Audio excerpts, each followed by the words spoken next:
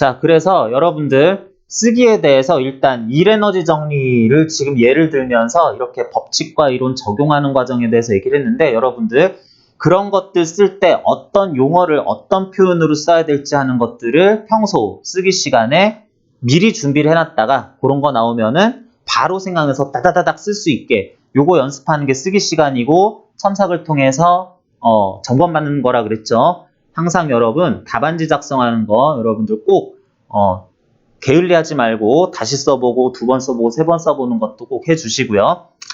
자, 그리고 내용들 중에서 여러분 계속 지금 지난 회차에 쓰기한 답안지 가지고 얘기를 하고 있는데, 자, 이것도 얘기하고 싶습니다. 특히 지난 시간에 등가속도 운동 관련한 서술에 한번 되는 부분들이 있었습니다. 여기 A 물체 있고 여기 도르래 달려 있으면서 줄로 쭉 연결돼서 이쪽에 B 물체 같이 또 달려 있는 경우, 자, 이 경우에도 전체적으로 풀다 보면 힘 분석하는 것도 중요하지만 이와 같이 움직도르래 형태의 물체가 또 달려 있어서 같이 움직일 때는 무엇보다도 기존과 다르게 물체들의 가속도비를 따지는 게 중요했었죠. 그래서 물체 요 B가 내려가는 가속도, B의 가속도에 비해서 A 물체가 올라가는 가속도 AA와 AB의 크기 B가 1대2 되겠다. 요걸 운동방정식으로부터 쭉 전개해야 되는 게 있었는데, 여러분 또 내가 얘기하다 보니까 운동방정식이라는 말을 자꾸 얘기하고 있죠. 답안지 서술 과정에서 운동방정식을 세워보면 이라는 말도 상당히 전체적으로 물리의 이해를 상당히 잘하고 있다는 느낌을 주는 굉장히 좋은 표현 중에서 하나예요.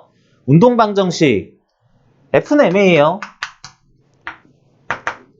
요거 쓰는 거 운동방정식을 세워보면 이라고 하는 겁니다. 그런데 진짜로 F는 MA다 이 말을 쓰라는 게 아니라 어떤 물체가 받고 있을 방향까지 고려해서 힘 상황이 어떻게 되느냐, 예를 들면 뭐 물체 B 같은 경우에 아랫방향 기준으로 10-T이라는 힘을 받은 결과 1kg짜리가 AB이라는 가속도를 가지게 되더라. 요거 쓴 게 운동방정식 쓴 겁니다. 그런데 이런 말 안 쓰고 다른 용어로 다 대체하는 것보다 B 물체에 관한 운동방정식을 세워보면 다음과 같다 해서 이렇게 써주는 게 좀 더 있어 보이죠. 간단하게 쓸 수 있으면서도 상당히 좋은 표현을 쓰는 건데, 이렇게 써주고 이제 쭉 전개도 해야 되는 과정에서 이 가속도에 대한 얘기할 때 여러분들 움직도르래가 들어간 그런 물체에 대해서 해석을 할 때는 그것들의 가속도비가 뭐 1대2이다, 2대1이다, 뭐 4대1 뭐 이런 경우도 또 나오기도 합니다. 복합적인 복합도르래가 나왔을 때에는. 그러는데 그런 식으로 나왔을 때 왜 그 가속도가 2대1이 되는지 이 부분에 대해서 지난 시간에도 조금 설명을 하기는 했었는데 학생들이 특별한 해명 없이 1대2일 것 같은데 이렇게 그냥 써버리는 경우가 굉장히 많이 나와요. 그런데 비슷하게 이제 물체들이 뭐 땅바닥에서 그냥 단순하게 줄로 연결돼서 쭉 움직이고 있을 때라든지 도르래에 연결된 물체가 이쪽에서 저쪽에서 올라가고 내려가고 뭐 이러고 있을 때, 이럴 때에도 마찬가지인데, 이럴 때 보통은 두 물체가 당연히 같은 가속도 크기를 가지죠. 여기서 가속도가 같다라고 하는 것도 엄밀히 말하면 서술상 오류죠.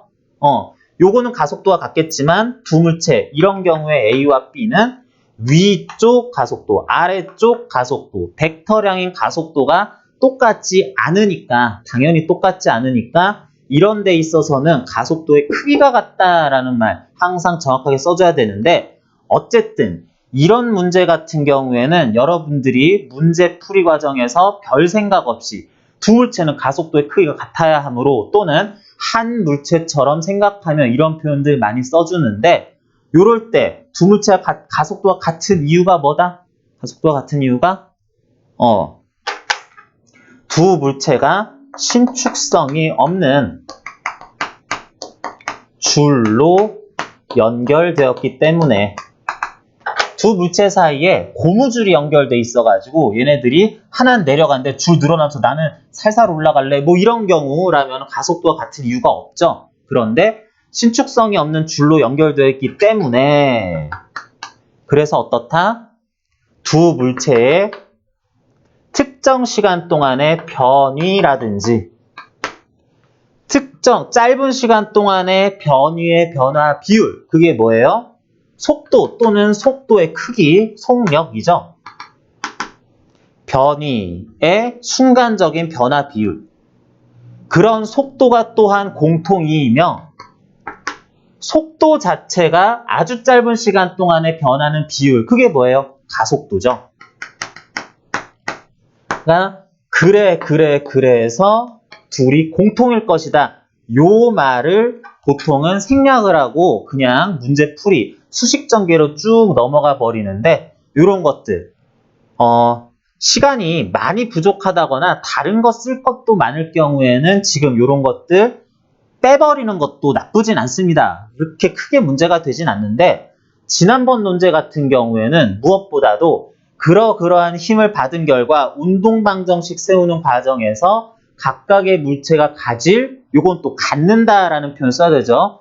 해당 물체의, 이게 가속도를 받는다라는 표현 쓰는 친구들도 가끔 있는데 가속도 상태량은 누가 나한테 주는 게 아니에요. 나의 가속도가 이렇다라고 서술해야 되는 건데 A와 B 물체가 각각 가질 가속도의 크기 비가 여기서도 크기라고 정확하게 얘기를 해야죠. 그게 1대2가 되므로 그냥 막 넘어가지 말고 여기서는 특히 가속도가 같지 않은 경우니까 전체 줄의 길이는 계속 일정할 텐데 그렇다면 A가 올라가는 것의 2배만큼 B는 내려갈 것이므로 A, B의 순간 속도, 속도 B는 속도의 크기 B는 1대2 따라서 가속도 크기도 1대2가 될 것이다. 요 말을 써줘야 문제의 일반적인 문제와 다른 이유, 이 문제가 특히 이러한 특징을 가지고 있다라는 것, 그런 특징에 대한 해명을 하는 것이 반드시 채점 요소, 배점표에 들어가 있을 거기 때문에